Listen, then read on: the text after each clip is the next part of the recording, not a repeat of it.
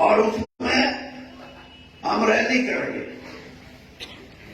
दरअसल रैली शब्द नहीं है, वो एक हमारी संस्था है वीरेंद्र सिंह के साथी के नाम से, और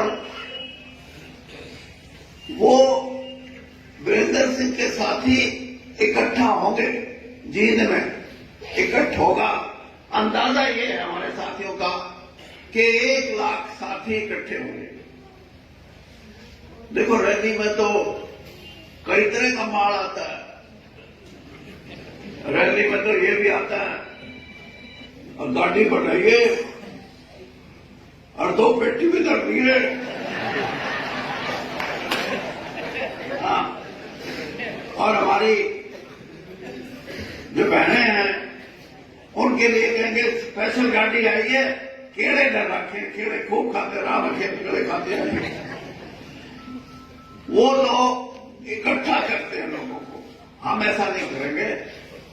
हम उन लोगों को कहेंगे कि आप जो बात हम कहते हो इससे अगर सहमति रखते हो तो आना, ना तो कोई जरूरत नहीं है। और सहमति किस बात की है मैं ये आपको बताना चाहता हूं, क्योंकि वो किसी पार्टी की रैली नहीं होगी। वो कांग्रेस की विरोध में, बीजेपी के विरोध में, इनेलो के विरोध में, जेजेपी के विरोध में, कम्युनिस्टों के विरोध में नहीं, वो होगी कुछ सोच विचार करने की। और सोच विचार ये कि इस देश को आजाद हुए 75 साल से ऊपर हो गए, लेकिन आजादी से पहले की जो समस्या है कि आदमियों की मुंह बाएं खड़ी,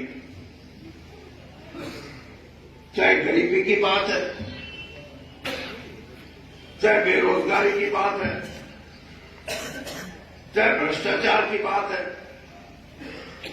नेता लोग भी कह देते हैं, अपने भाषणों में कहते हैं कि देखो भ्रष्टाचार खत्म तो नहीं हो सकता, कम हो सकता है। जब इतना ही कह दिया तो जिसने करना है वो तो खुश हो जाता है, ये तो ठीक है, ठीक कर रहा है, चलो। कोई अगर ये कहे कि भ्रष्टाचार को बिल्कुल जड़ से उखाड़ के फेंका जा सकता है, तो आप उस आदमी की जरूर सुनना। मैं तो आपको सिर्फ इतना बात कहूंगा। और ये होगा, हमारा समाज बदल रहा है, नई रोशनी है। आज के जो नौजवान हैं उनके मन में बहुत सी ऐसी बातें हैं। देखिए पंजाब का इलेक्शन हुआ,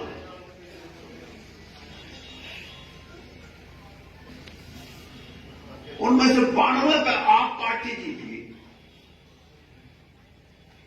बीजेपी की 3 सीट आई, अकालियों की 1-2 आई और कांग्रेस की 17-18 आई।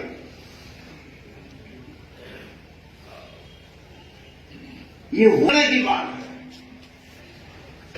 कि वहां का वोटर ये कहने लगा 35 साल हो गए, लुट गए, कोई बात समझ नहीं आती।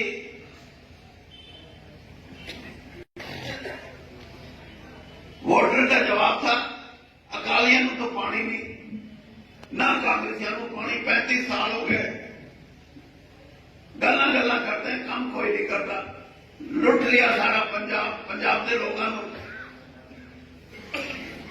किसनू पाएगा कि किसे नू पावा, वो थी आगे आप पार्टी। अब आप पार्टी ने सोचे कि हम 92 सीट जीते, नहीं। राजनीतिक लोगों ने अपना विश्वास जो खो दिया, वो विश्वास की कमी की वजह से दोनों पार्टियां धराशायी हो गई, जो 35 साल तक पंजाब में राज करती रही। मैं इसलिए ये बात कह रहा हूं कि उसमें सबसे बड़ा मुद्दा यह था भ्रष्टाचार। कोई भी राजनीतिक दल हो, अगर भ्रष्टाचार के लिए संघर्ष नहीं कर सकता, उसको उखाड़ने की ताकत नहीं रखता, तो लोगों का विश्वास उस पार्टी से कम हो जाएगा, उस प्रशासन से कम हो जाएगा। और इसीलिए मैंने मोदी जी की जो बात बताई मैं ये नहीं कहता कि मैं बड़ा ईमानदार हूं, मेरा भी मन करता था कई बार, लेकिन पता नहीं मौका मिले ना मिले कुछ तो बना आ जाए। लेकिन एक चीज हमेशा मुझे रोक के रखती थी, और यही बात मैं आपको बताना चाहता हूं कि जब मेरा मन मचलता था तो मुझे ये बात याद आती थी कि मैं अगर भ्रष्ट हो गया, मैंने बेईमानी की, तो मैं बदनाम नहीं होऊंगा, बल्कि जिस महान पुरुष का मैं नाती हूं, जिसकी बेटी का बेटा हूं, दीनबंधु छोटूराम जी का, उनका नाम बदनाम होगा। इसलिए मैंने कभी तो अपने पास नहीं आने दिया। ये वैसे चल रही कमल सिंह, मैं ये बात इसलिए कह रहा हूं, 5 साल पहले तक मुंडे कनाडा भेज दो, लेकिन अपने लोगों में नहीं था। लेकिन अब पिछले 5 साल से जिस गांव में भी मैं गया, 12 छोरे जा दिए थे बाहर। ये मजबूरी है इन बच्चों की, अपने बच्चों की मजबूरी ये है कि जब ये देखते हैं कि मेरे बाप पे तो 3 किले जमीन है और हम तो 2 भाई और 1 बहन है, हमारे माथे में तो 1 किला आएगा, तो उसका दिल टूटता है। रोजगार की तरफ देखता तो रोजगार नहीं मिलता।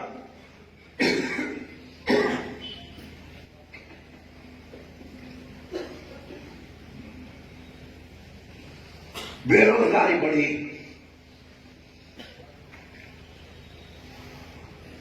अब ये कैप्टन साहब तो बुरा मान, मैं मुख्यमंत्री जी को भी कई बार कहा कि आपने ये क्या कहते हो, मेरिट करेंगे, अब मखा मेरिट, प्रोफेसर लगाना हो मेरिट करो, डॉक्टर लगाना हो मेरिट करो, साइंटिस्ट लगाना हो मेरिट करो, अच्छा टीचर भर्ती करने हो मेरिट करो, एसपीएससी में अफसर लगाने हो मेरिट करो, लेकिन चपड़ासी, चौकीदार, इनकी मेरिट का क्या जरूरत है?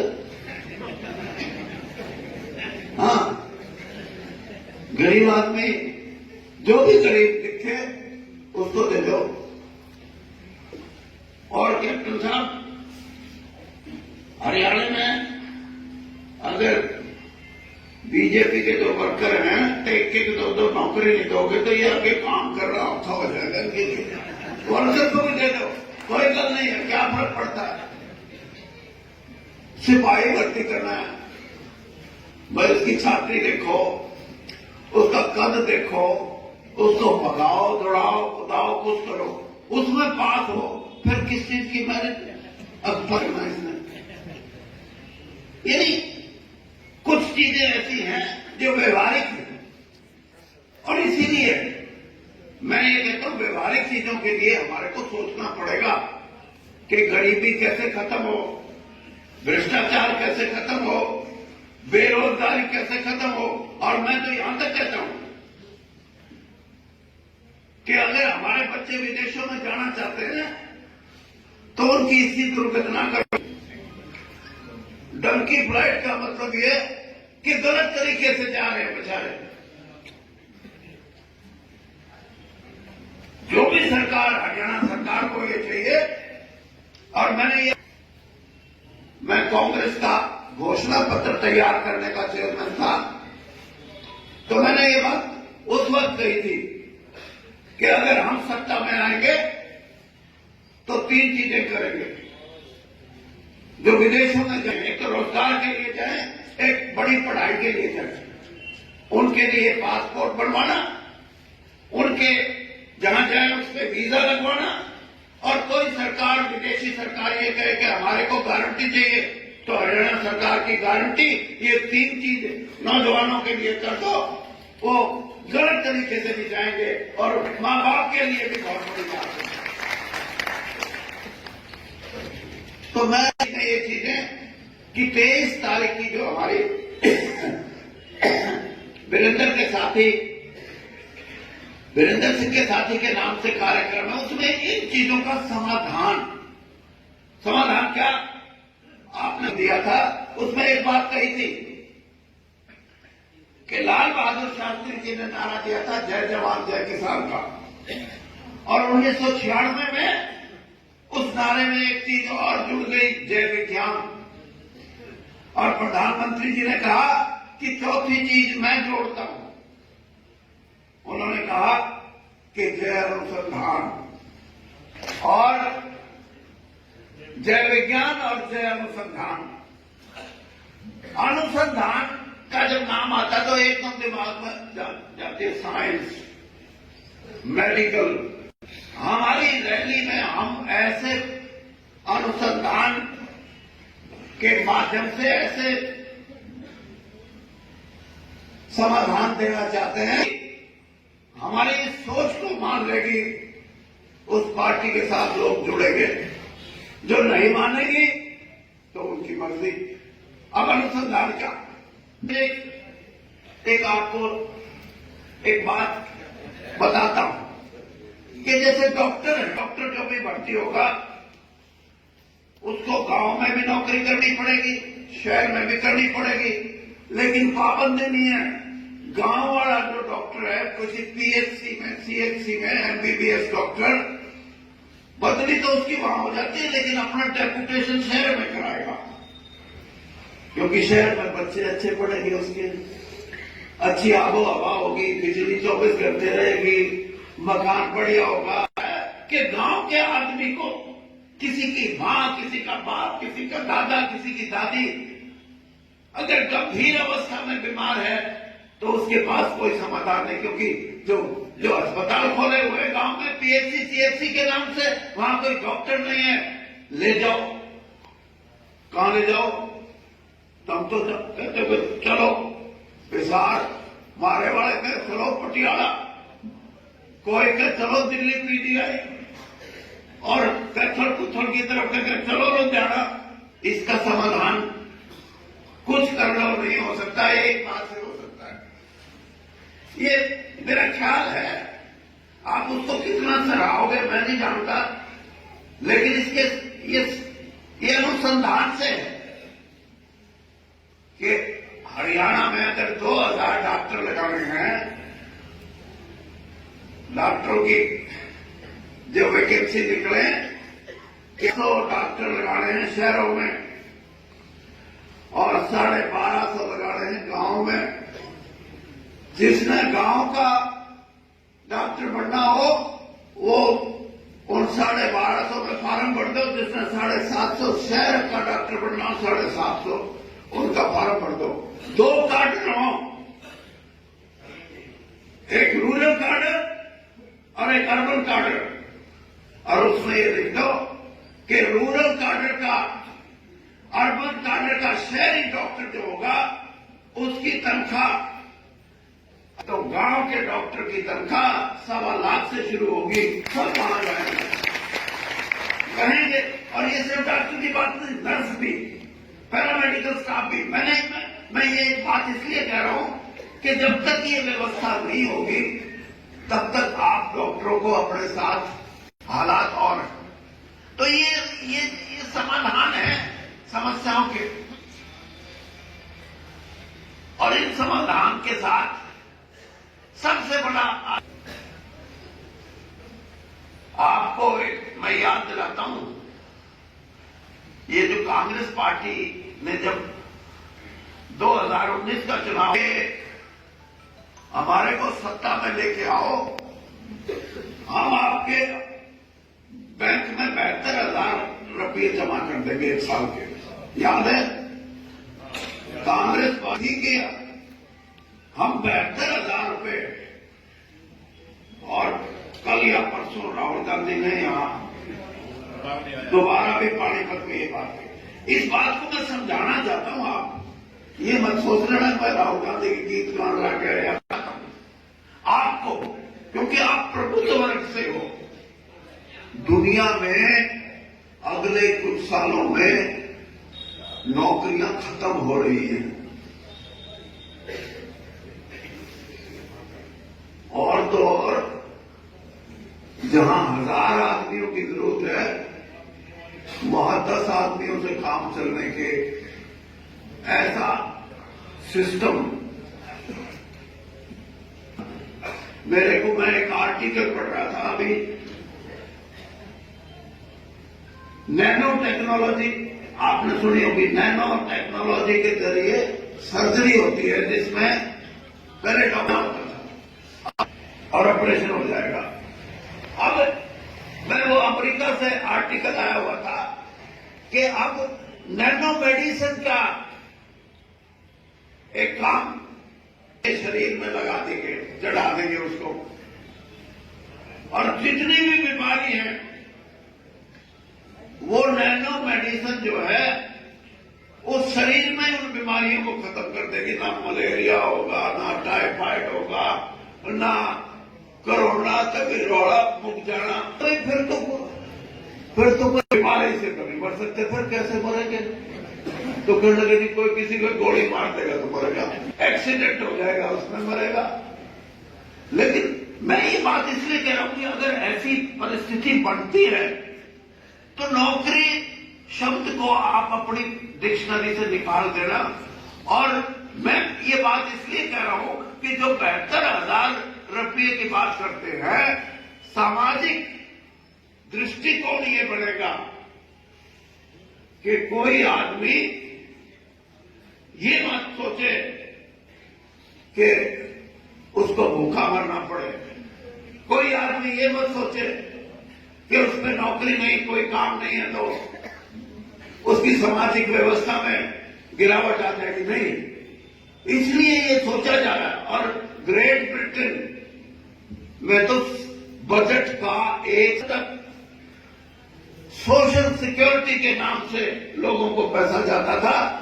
आप सरकारी नौकरी में हो, आपकी तनख्वाह कम, और जो वृद्ध आश्रम में चला गया उस क्या है, इस समय को समझना पड़ेगा।